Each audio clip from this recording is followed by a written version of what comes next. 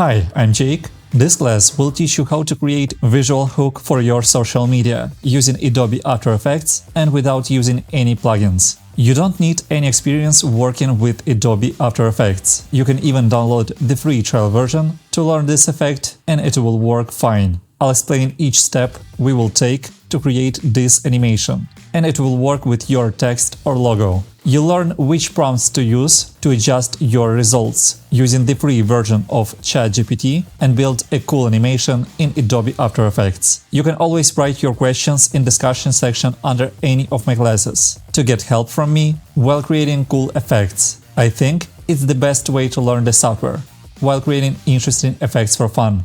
And to complete this class, our goal is to create this cool visual hook for your social media using Adobe After Effects and free version of ChatGPT. I'll be happy to see you in my class as also your result after following all the steps. So, let's get started!